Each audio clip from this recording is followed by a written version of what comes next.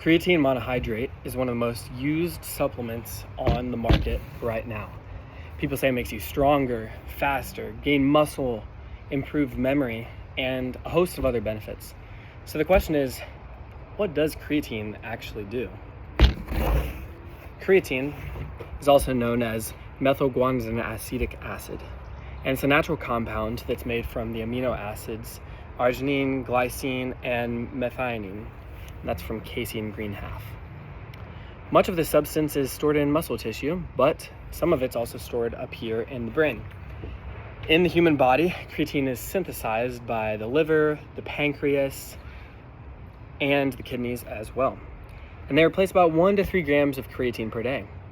Another 2 grams of creatine are eaten in an average diet, according to the Mayo Clinic. This leaves muscle creatine stores about 60 to 80% saturated, depending on the person, so supplementing can increase the creatine stores by 20 to 40%, according to Creatine et al.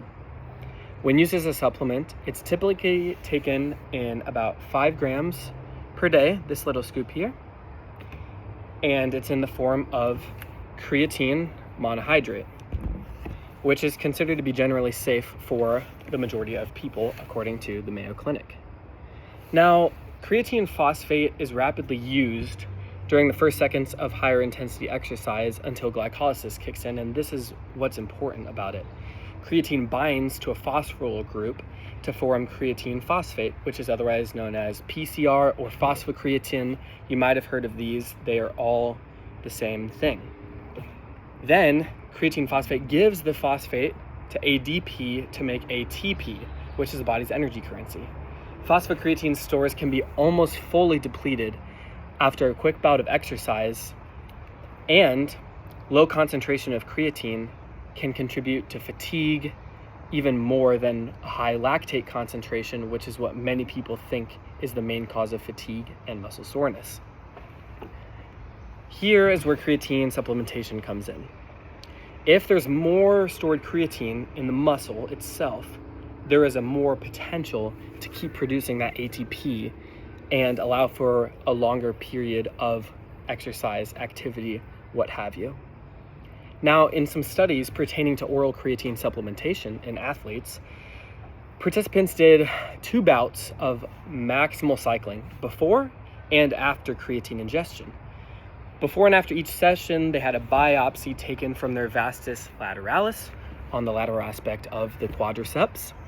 And the data from these biopsies showed that those who had taken creatine actually had an increase of 23 millimoles per kilogram of dry mass in their total creatine muscle concentration.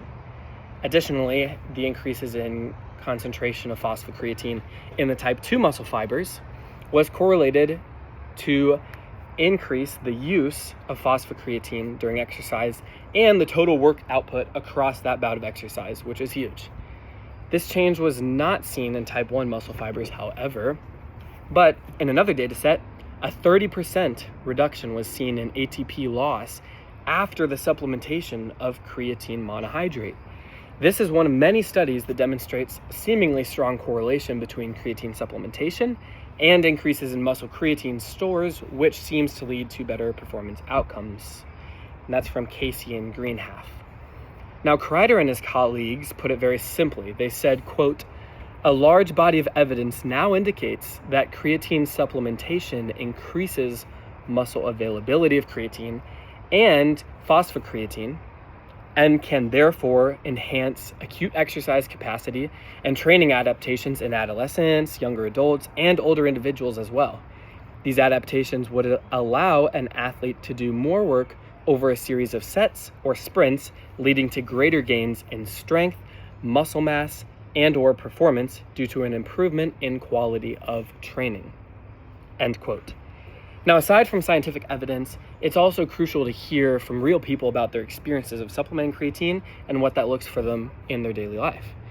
Now, in anecdotal experience, I've seen people supplement creatine experience better performance and quicker progression in resistance training when they remain consistent with both the supplement and the training. Some say, quote, "It feels like I don't get tired as easily, like I can get through 3 sets and feel the same as at the end of 1. And another person I talked to said their lifts felt great after they started taking creatine. My old cross-country coach even said, quote, "I feel like I can recover quicker and have less muscle soreness after my runs when taking creatine," end quote. I took creatine for a short period of time about a year ago. I noticed a small increase in stamina during heavy resistance training. As a result, I was able to make a little bit more progress and get stronger, and I did not notice any adverse side effects. Once I was done supplementing that creatine monohydrate, I could still move decent weight and train hard, but I did notice fatigue was setting in a little bit quicker, and my last set would feel very strenuous. Although these are just subjective measures, it's still important to take into account the way people feel whilst supplementing creatine.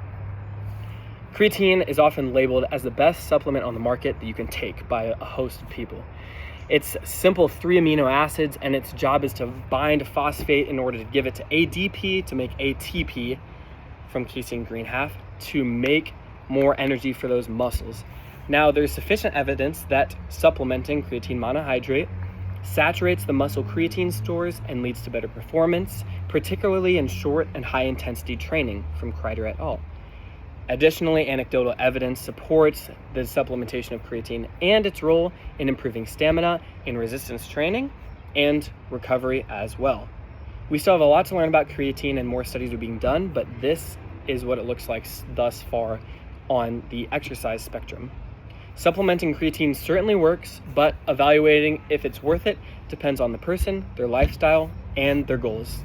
So what do you think? Is it worth it for you to take creatine?